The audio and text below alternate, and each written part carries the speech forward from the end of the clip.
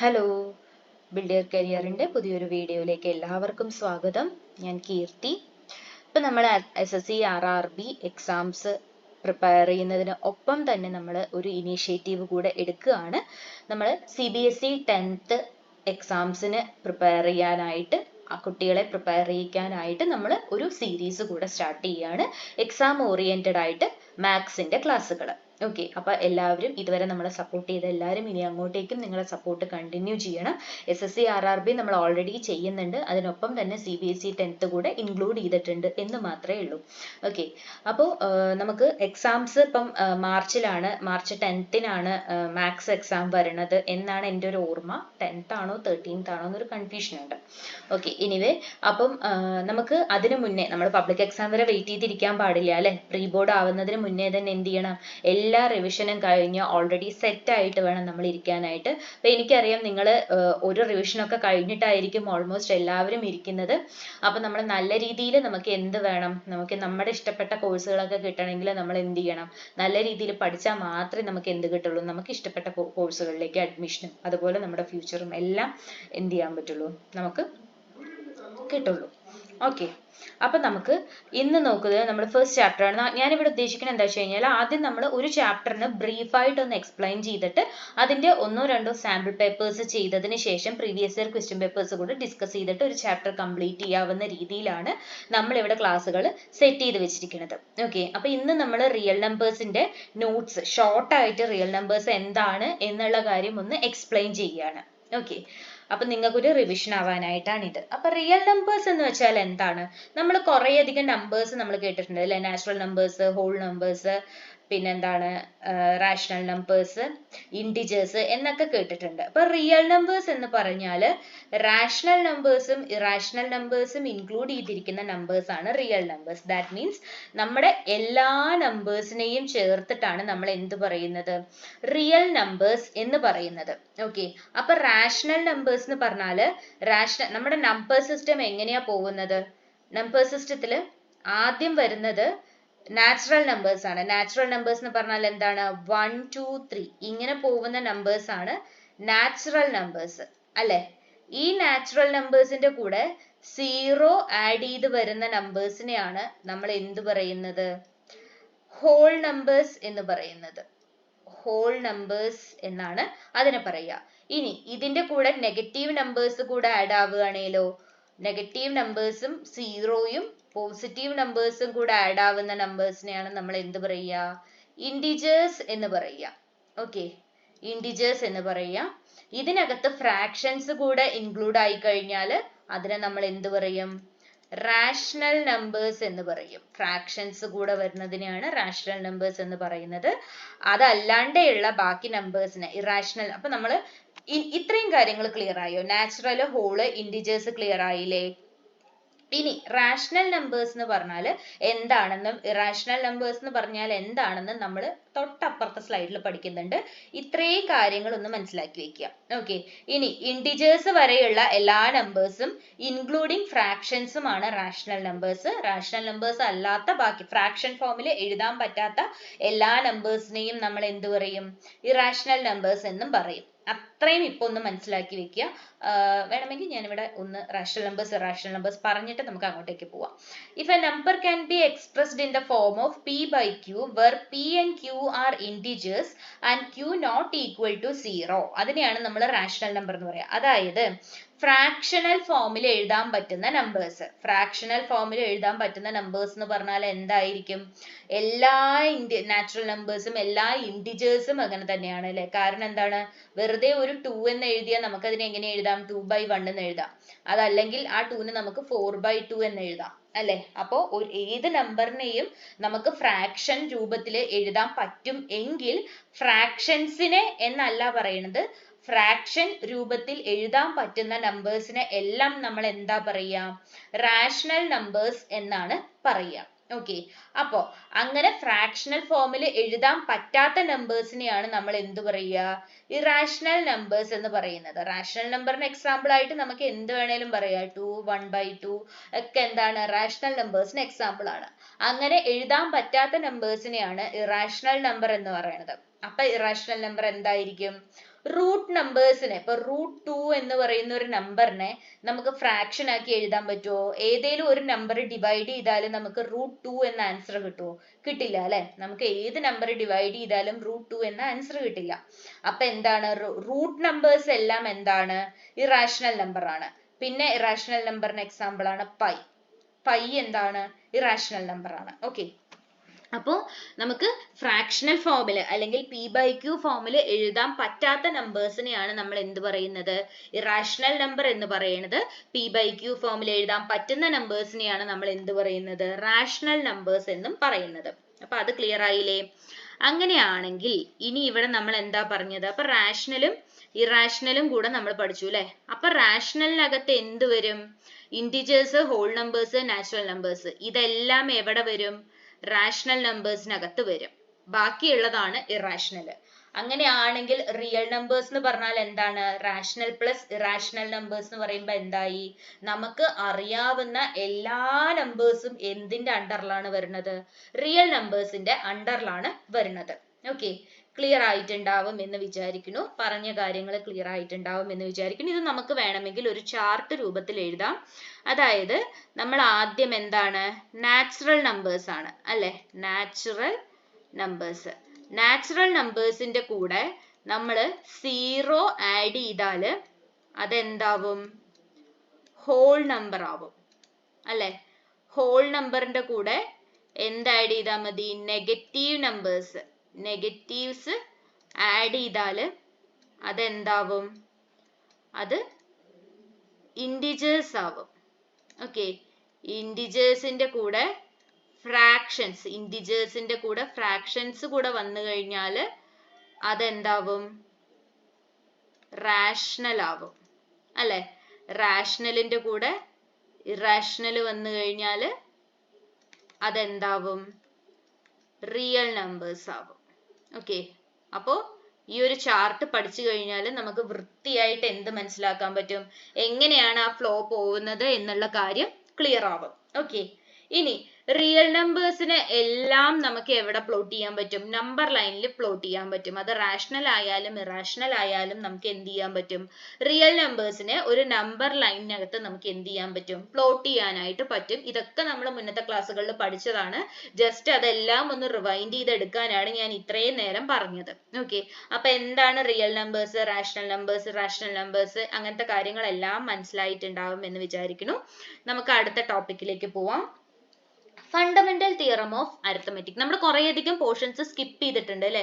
Euclid's formula അത് skip ചെയ്തിട്ടുണ്ട്. Fundamental തിയറത്തിൽ തന്നെ നമുക്ക് ഒരു ലോങ് ഡിവിഷൻ മെത്തേഡ് ഉണ്ട്, അത് നമുക്ക് സ്കിപ്പ് ചെയ്തു. പ്രൈം ഫാക്ടറൈസേഷൻ മാത്രമേ ഉള്ളൂ നമുക്ക്. ഓക്കെ, അപ്പൊ പ്രൈം ഫാക്ടറൈസേഷൻ മെത്തേഡ് ആണ് ഫണ്ടമെന്റൽ തിയറത്തിൽ നമ്മൾ നോക്കുന്നത്. ഒരു നാച്ചുറൽ നമ്പറിനെ പ്രൈം നമ്പേഴ്സിന്റെ പ്രോഡക്റ്റ് ആയിട്ട് നമ്മൾ എടുക്കുകയാണ്. ഇപ്പൊ നമുക്ക് അറിയാം അല്ലെ, HCF LCM ഒക്കെ നമ്മൾ ചെറിയ ക്ലാസ്സിൽ പഠിച്ചിട്ടുള്ളതാണ്. അങ്ങനെ പ്രൈം നമ്പേഴ്സിന്റെ ഫാക്ടേഴ്സ് ആക്കി മാറ്റുന്നതാണ്. ഇപ്പൊ നമ്മൾ 12 എന്നൊരു നമ്പർ ആണ് എടുത്തിരിക്കുന്നതെങ്കിൽ അതിന്റെ പ്രൈം ഫാക്ടറൈസേഷൻ നമ്മൾ എങ്ങനെയാ ചെയ്യാം? ആദ്യത്തെ പ്രൈം ഫാക്ടർ ഏതാണ്? പ്രൈം നമ്പർ ഏതാണ്? 2 ആണ്. അപ്പൊ 2 വേണം നമ്മൾ എപ്പോഴും സ്റ്റാർട്ട് ചെയ്യാനായിട്ട്. ഇവിടെ 6 കിട്ടും. എഗെയിൻ ഈ 6 നെ നമുക്ക് 2 വെച്ച് ചെയ്യാം. ഇവിടെ ഒരു 3 കിട്ടും. 3 പ്രൈം നമ്പർ ആണ്. സോ നമുക്ക് അവിടെ സ്റ്റോപ്പ് ചെയ്യാം അല്ലെ. അപ്പൊ 12ന്റെ പ്രൈം ഫാക്ടറൈസേഷൻ എങ്ങനെയാ വരിക? 2 into 2 into 3 എന്നാണ് വരിക. അല്ലെങ്കിൽ നമുക്ക് അതിനെ എങ്ങനെ എഴുതാം? 2 square into 3 എന്നും എഴുതാൻ പറ്റും. ഓക്കെ, അപ്പൊ പ്രൈം ഫാക്ടറൈസേഷൻ എന്താണെന്ന് മനസ്സിലായോ? ഇത് ഏത് വലിയ നമ്പറിനും പ്രൈം ഫാക്ടറൈസേഷൻ എന്ന് പറഞ്ഞാൽ നമ്മൾ ഇങ്ങനെ തന്നെയാണ് ചെയ്യേണ്ടത്. ഓക്കെ, ഇപ്പൊ 14 അല്ലെങ്കിൽ ഇപ്പൊ ഒരു 104 എന്ന് നമുക്ക് തന്നിട്ടുണ്ടെങ്കിൽ ഇതിന്റെ പ്രൈം ഫാക്ടറൈസേഷൻ നമ്മൾ 2ൽ നിന്ന് തന്നെ സ്റ്റാർട്ട് ചെയ്യും. 2ൽ നിന്ന് സ്റ്റാർട്ട് ചെയ്യാൻ പറ്റാത്ത നമ്പേഴ്സ് ഉണ്ടെങ്കിൽ നമ്മൾ അവിടെ എന്ത് ചെയ്യും? അടുത്ത പ്രൈം നമ്പർ എടുക്കും, 3 എടുക്കും. ഓക്കെ, അപ്പൊ ഇവിടെ ഇപ്പൊ ഇത് എന്ത് കിട്ടും? 5 2 എന്ന് കിട്ടും. ഇതൊരു ഈവൺ നമ്പർ ആണ്, 2 വെച്ച് ഡിവൈഡ് ചെയ്യാൻ പറ്റുന്നതുകൊണ്ട് നമ്മൾ അഗെയിൻ 2 എടുക്കും. ഇവിടെ 4 എന്ന് വരും, അല്ല സോറി 2 എന്ന് വരും. 4 ആണ്, 12 6 ടൈംസ് പോകും. അഗെയിൻ ഇതെന്താണ്? ഈവൺ നമ്പർ ആയതുകൊണ്ട് 2 വെച്ച് ഡിവൈഡ് ചെയ്യാൻ പറ്റും. 1 3 എന്ന് കിട്ടും. 13 ഒരു പ്രൈം നമ്പർ ആണ് അല്ലെ. അപ്പൊ ഇനി നമുക്കൊന്നും ചെയ്യാൻ പറ്റില്ല. അപ്പൊ 104ന്റെ പ്രൈം ഫാക്ടറൈസേഷൻ എങ്ങനെ വരും? 2 into 2 into 2 into 13 എന്നാണ് 104ന്റെ പ്രൈം ഫാക്ടറൈസേഷൻ വരുന്നത്. ഓക്കെ, അപ്പൊ അത്രയും കാര്യം ക്ലിയർ ആയോ? ഇത് എങ്ങനെയാണ് പ്രൈം ഫാക്ടറൈസേഷൻ ചെയ്യണത് എന്നുള്ള കാര്യം ക്ലിയർ ആയിട്ടുണ്ടാവും എന്ന് വിചാരിക്കുന്നു. അപ്പൊ നമുക്ക് എന്ത് ചെയ്യാം, അടുത്തതിലേക്ക് പോവാം. ഈ പ്രൈം ഫാക്ടറൈസേഷൻ യൂസ് ചെയ്ത് തന്നെ നമ്മൾ കണ്ടുപിടിക്കേണ്ടതാണ് LCM ഉം HCF ഉം. ഓക്കെ, അപ്പൊ LCM എന്താണ്, HCF എന്താന്ന് വെച്ചാൽ LCM ലീസ്റ്റ് കോമൺ മൾട്ടിപ്പിൾ എന്നും HCF ഹയസ്റ്റ് കോമൺ ഫാക്ടർ എന്നുമാണ് പറയുക. അതായത് ഒരു നമ്പറിന്റെ ഏറ്റവും, ഇപ്പൊ രണ്ട് നമ്പേഴ്സ് നമുക്ക് തന്നിട്ടുണ്ട്. അപ്പം ഫോർ എക്സാമ്പിൾ നമ്മൾ 2 and 3 ആണ് എടുത്തിരിക്കുന്നത്. ഈ 2ഉം 3 2 വെച്ചും 3 വെച്ചും നമ്മൾ മൾട്ടിപ്ലൈ ചെയ്യുമ്പോൾ കിട്ടുന്ന ഏറ്റവും ചെറിയ നമ്പർ, കോമൺ ആയിട്ട് 2ലും 3ലും വരുന്ന ചെറിയ മൾട്ടിപ്പിൾ ഏതാണ്? വലിയ വലിയ നമ്പേഴ്സ് വരും. ഇപ്പൊ 30 ആണെങ്കിൽ 2ഉം 3യും വെച്ച് നമുക്ക് ഡിവൈഡ് ചെയ്യാം. 2ന്റെയും 3ന്റെയും മൾട്ടിപ്പിൾ ആണ്, 18 ആണ്, ഒക്കെയാണ്. എന്നാലും അതിലെ ഏറ്റവും ചെറിയ മൾട്ടിപ്പിൾ, അതായത് 2ന്റെയും 3ന്റെയും കോമൺ ആയിട്ട് വരുന്ന ഏറ്റവും ചെറിയ മൾട്ടിപ്പിൾ ഏതാണ് എന്നുള്ളതാണ് LCM. അപ്പോ 2 into 2 4, 4 3ൽ പോവോ? ഇല്ല. 2 into 3 6, 6 3ൽ പോവും അല്ലേ? അപ്പൊ എന്താണ്, 6 ആണ് ഇവരുടെ LCM എന്ന് പറയുന്നത്. ഓക്കെ, അപ്പൊ നമ്മൾ എപ്പോഴും മനസ്സിൽ വിചാരിക്കേണ്ട കാര്യം, LCM എന്ന് പറയുന്നത് നമുക്ക് തന്നിരിക്കുന്ന നമ്പേഴ്സിലെ ഹയസ്റ്റ് നമ്പറിന് അല്ലെങ്കിൽ അതിനേക്കാൾ കൂടുതലായിരിക്കും. ഒന്നുകിൽ ഹയസ്റ്റ് നമ്പറിന് ഈക്വൽ ആയിരിക്കും, അല്ലെങ്കിൽ ആ രണ്ട് നമ്പേഴ്സിനേക്കാൾ വലിയ നമ്പർ ആയിരിക്കും എപ്പോഴും എന്ത്, LCM എന്ന് പറയുന്നത്. ഓക്കെ, ഇനി ഹയസ്റ്റ് കോമൺ ഫാക്ടർ എന്ന് പറഞ്ഞാലും കേൾക്കുമ്പോൾ ഹയസ്റ്റ് എന്ന് പറഞ്ഞു കഴിഞ്ഞാൽ നമ്മൾ വിചാരിക്കും വലിയ നമ്പർ ആണെന്ന്. അല്ല, HCF ആണ് ചെറിയ നമ്പർ. ഒന്നുകിൽ തന്നിരിക്കുന്ന നമ്പേഴ്സിലെ ഏറ്റവും ചെറിയ നമ്പറിന് ഈക്വൽ ആയിരിക്കും, അല്ലെങ്കിൽ അതെന്തായിരിക്കും, ആ തന്നിരിക്കുന്ന എല്ലാ നമ്പേഴ്സിനേക്കാളും ചെറുതായിരിക്കും എന്ത്, HCF എന്ന് പറയുന്നത്. ഇപ്പൊ 2ലും 3ലും HCF ആയിട്ട് എന്ത് മാത്രമേ ഉള്ളൂ, 1 മാത്രമേ ഉള്ളൂ അല്ലെ? 1 എന്ന് പറയുന്ന ഒരു നമ്പർ വെച്ച് മാത്രമേ നമുക്ക് എന്തിനെ ഡിവൈഡ് ചെയ്യാൻ പറ്റുള്ളൂ, 2നെയും 3നെയും ഡിവൈഡ് ചെയ്യാൻ പറ്റുള്ളൂ. അപ്പൊ LCM എന്ന് പറഞ്ഞാൽ 2ന്റെയും 3ന്റെയും മൾട്ടിപ്പിൾ ഏതാണെന്നാണ് നോക്കേണ്ടത്. HCF എന്ന് പറഞ്ഞാൽ എന്താണ്, 2നെയും 3നെയും ഡിവൈഡ് ചെയ്യാൻ പറ്റുന്ന ഏറ്റവും വലിയ നമ്പറിനെയാണ് നമ്മൾ HCF ആയിട്ട് പറയണത്. ഓക്കെ, അപ്പൊ LCM ഉം HCF ഉം ക്ലിയർ ആയിട്ടുണ്ടാവും എന്ന് വിചാരിക്കുന്നു. ഇവിടെ നമുക്ക് നോക്കേണ്ട ഒരു കാര്യമുണ്ട്, ഒരു ഇക്വേഷൻ ഉണ്ട്. HCF into LCM, രണ്ട് നമ്പേഴ്സിന്റെ HCF ഉം LCM ഉം മൾട്ടിപ്ലൈ ചെയ്താൽ നമുക്കത് എന്തായിരിക്കും, ആ നമ്പേഴ്സിന്റെ പ്രോഡക്റ്റിന് ഈക്വൽ ആയിരിക്കും. ഓക്കെ, അപ്പൊ ഈ ഒരു ഇക്വേഷൻ ഇമ്പോർട്ടന്റ് ആയിട്ട് പഠിച്ചു വെക്കണം. ഇത് യൂസ് ചെയ്തിട്ട് ക്വസ്റ്റ്യൻസ് ചോദിക്കാറുണ്ട്. ഓക്കെ, അപ്പൊ ക്വസ്റ്റ്യൻ പേപ്പർ ഡിസ്കസ് ചെയ്യുന്ന ടൈമിൽ ഞാനത് പറഞ്ഞു തരാം. ഇനി നമ്മൾ ഒരു കാര്യം നോക്കാനുള്ളത് എങ്ങനെ HCF ഉം LCM ഉം കണ്ടുപിടിക്കാം എന്നുള്ളതാണ്. ഓക്കെ, നമ്മളോട് രണ്ട് നമ്പേഴ്സിന്റെ കണ്ടുപിടിക്കാൻ പറയണം. അപ്പൊ 12ഉം 20 ആണ് നമുക്ക് തന്നിരിക്കുന്നത് എന്ന് വിചാരിക്കും. നമുക്ക് പ്രൈം ഫാക്ടറൈസേഷൻ യൂസ് ചെയ്ത് കണ്ടുപിടിക്കാം. അപ്പൊ നമ്മൾ ആദ്യം എന്ത് ചെയ്യും, 12ന്റെ പ്രൈം ഫാക്ടറൈസേഷൻ ചെയ്തു. 12ന്റെ ചെയ്യുമ്പോൾ നമുക്ക് എന്താ കിട്ടുക, 2 into 2 into 3 എന്നാണ് കിട്ടുക അല്ലെ? നമ്മൾ എങ്ങനെ എഴുതണം അത്, 2 square into 3 എന്ന് എഴുതണം. അടുത്തത് 20യുടെ പ്രൈം ഫാക്ടറൈസേഷൻ ആണ്. 2 വെച്ച് ചെയ്യുമ്പോൾ ഇവിടെ 10 എന്ന് കിട്ടും. എഗെയിൻ ഇവിടെ 2 വെച്ച് ചെയ്യുമ്പോൾ 5 എന്ന് കിട്ടും. 5 ഒരു പ്രൈം നമ്പർ ആയതുകൊണ്ട് ഇനി കൂടുതൽ പോണ്ട. അപ്പൊ 20 എങ്ങനെ കിട്ടും, 2 into 2 into 5 എന്ന് കിട്ടും. നമ്മൾ അവിടെ എന്ത് ചെയ്യും, 2 square into 5 എന്ന് നമ്മൾ എന്ത് ചെയ്യും, കൊടുക്കും. ഓക്കെ, അപ്പൊ അത് ക്ലിയർ ആയില്ലേ? പ്രൈം ഫാക്ടറൈസേഷൻ ചെയ്ത് കഴിഞ്ഞാൽ നമ്മൾ ആദ്യം HCF ആണ് കണ്ടുപിടിക്കാൻ പോകുന്നത്. HCF കണ്ടുപിടിക്കാൻ നമ്മൾ ചെയ്യേണ്ടത്, നമുക്ക് എത്ര നമ്പേഴ്സ് ഇവിടെ ഉണ്ടെങ്കിലും ആ എല്ലാ നമ്പേഴ്സിലും കോമൺ ആയിട്ടുള്ളത് ഏതൊക്കെ ഫാക്ടേഴ്സ് ആണെന്ന് നോക്കുക. ഓക്കെ, അപ്പം ഇവിടെ ഇപ്പൊ കോമൺ ആയിട്ട് ഏതാണുള്ളത്, 2 ആണുള്ളത്. സ്ക്വയർ, ക്യൂബ് അതൊന്നും നോക്കണ്ട, നമ്പർ മാത്രം ആദ്യം നോക്കുക. ഓക്കെ, അപ്പൊ ഇവിടെ കോമൺ ആയിട്ടുള്ളത് ഏത് നമ്പർ ആണ്, 2 ആണ് നമുക്ക് കോമൺ ആയിട്ടുള്ളത്. ആ 2നെ നമ്മൾ താഴേക്ക് എടുത്ത് എഴുതി. ഇനി നമ്മൾ നോക്കേണ്ടത് ഇതിനകത്ത് 2ന്റെ പവർ നോക്കുക. ഓക്കെ, 2ന്റെ പവർ നോക്കിയിട്ട് തന്നിരിക്കുന്ന നമ്പേഴ്സിന്റെ ഫാക്ടറൈസേഷനിൽ ഏറ്റവും കുറഞ്ഞ പവർ ഏതാണോ അതാണ് HCF-ൽ നമ്മൾ എഴുതേണ്ടത്. അപ്പൊ ഇവിടെ എന്താണ്, 2 സ്ക്വയർ ഉണ്ട്, ഇവിടെയും 2 സ്ക്വയർ ആണ്. അപ്പൊ ഇവിടെ കുറഞ്ഞ പവറിന്റെ നോട്ടം ആവശ്യമില്ല, കാരണം എന്താണ്, രണ്ടും ഈക്വൽ ആണ്. അപ്പൊ HCF എന്ത് വരും, 2 സ്ക്വയർ എന്ന് തന്നെ വരും. That means HCF of 12 and 20 എന്താണ്, 4 ആണ്. ഓക്കെ, ഇനിയിപ്പം ഇവിടെ ഒരു 2 മാത്രമാണ്, ഇവിടെ 2 സ്ക്വയർ ആണെങ്കിൽ HCF എന്താകുമായിരുന്നു? 2 ആകുമായിരുന്നു. ഇവിടെ 2 ക്യൂബും ഇവിടെ 2 സ്ക്വയറും ആയിരുന്നെങ്കിൽ HCF എന്താകുമായിരുന്നു? 2 സ്ക്വയർ ആകുമായിരുന്നു. ഓക്കെ, അപ്പൊ അത് ക്ലിയർ ആയില്ലേ? ഇതുപോലെ വേറെ നമ്പേഴ്സ് കോമൺ ആയിട്ടുണ്ടെങ്കിൽ അത് ഇതിന്റെ കൂടെ മൾട്ടിപ്ലൈ ചെയ്തിട്ട് എടുക്കണം കേട്ടോ. അപ്പൊ 3 സ്ക്വയർ, ഇവിടെ ഒരു 3 ഉണ്ട്, ഇവിടെ ഒരു 3 സ്ക്വയർ ഉണ്ടെങ്കിൽ നമ്മൾ ആ 3നെയും കൂടെ HCF ഇവിടെ കൊണ്ടുവന്നിട്ട് മൾട്ടിപ്ലൈ ചെയ്തിട്ട് വേണം HCF പറയാൻ. ഓക്കെ, അടുത്തത് LCM ആണ്. LCM ആണെങ്കിൽ നമ്മൾ ചെയ്യേണ്ടത് ആദ്യം കോമൺ ആയിട്ടുള്ള നമ്പേഴ്സ് നോക്കുക. 2 ആണ് കോമൺ ആയിട്ടുള്ളത്. എന്നിട്ട് നോക്കേണ്ടത് ആ നമ്പറിന്റെ ഹയസ്റ്റ് പവർ ഉള്ളത് വേണം എഴുതാൻ. അപ്പൊ ഇവിടെ ഇപ്പൊ ഹയസ്റ്റ് പവർ എന്ന് പറഞ്ഞിട്ട് നമുക്ക് സെപ്പറേറ്റ് ചെയ്യേണ്ട ആവശ്യം വരണില്ല, കാരണം രണ്ടും സ്ക്വയർ തന്നെയാണ്. അപ്പൊ ഇവിടെ നമ്മൾ സ്ക്വയർ തന്നെ എഴുതി വെച്ചു. എന്നിട്ട് കോമൺ നമ്പേഴ്സ് മാത്രമല്ല LCM വരിക, ഇവിടെ ഉള്ള 3യും ഇവിടെ ഉള്ള 5യും കൂടെ നമ്മൾ എന്ത് ചെയ്യണം? ഇതുമായിട്ട് മൾട്ടിപ്ലൈ ചെയ്യണം. അപ്പൊ നമുക്കിപ്പോ ഇവിടെ എന്താ കിട്ടുക? 4, 3 into 5 എന്ന് പറഞ്ഞാൽ 15 ആണ്. 15 into 2 30 ആണ്.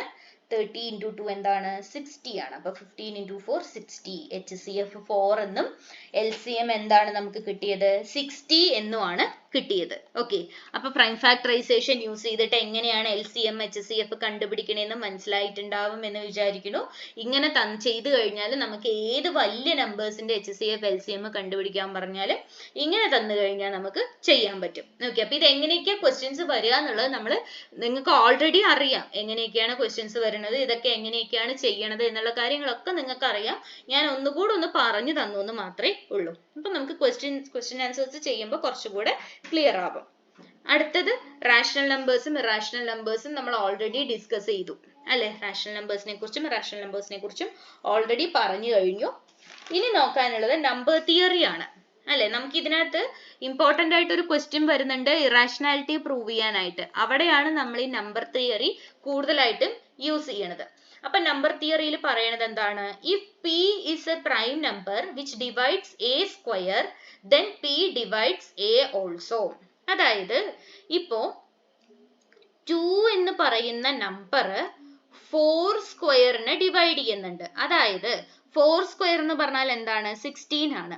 16 ഡിവൈഡഡ് ബൈ 2 ചെയ്താൽ നമുക്ക് എന്താ കിട്ടുക? 8 എന്നാണ് കിട്ടുക. അപ്പൊ 2 വെച്ച് നമുക്ക് എന്ത് ചെയ്യാൻ പറ്റും? 16നെ ഡിവൈഡ് ചെയ്യാൻ പറ്റുന്നുണ്ട് അല്ലെ? അതായത് 4 സ്ക്വയറിനെ നമുക്ക് 2 വെച്ച് ഡിവൈഡ് ചെയ്യാൻ പറ്റുന്നുണ്ട്. അങ്ങനെയാണെങ്കിൽ ഇവിടെ ആസ് പെർ ദിസ് തിയറി നമ്മളോട് എന്താ പറഞ്ഞിരിക്കുന്നത്? 4നെയും നമുക്ക് എന്ത് ചെയ്യാൻ പറ്റും? 2 വെച്ച് ഡിവൈഡ് ചെയ്യാൻ പറ്റും അല്ലേ?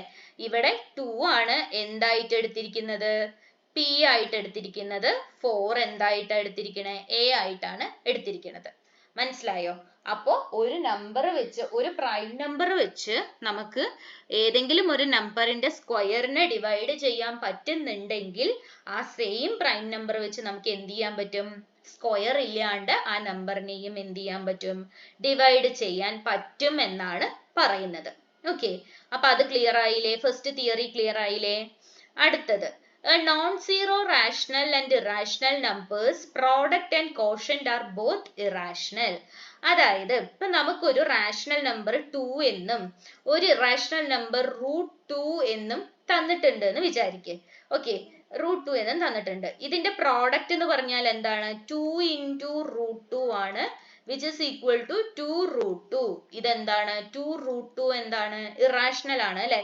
റൂട്ട് നമ്പേഴ്സ് വന്നു കഴിഞ്ഞാൽ അത് ഇറാഷണൽ ആണ്. ഇനി അതിന്റെ കോഷ്യന്റ് എന്ന് പറഞ്ഞാൽ എന്താണ്?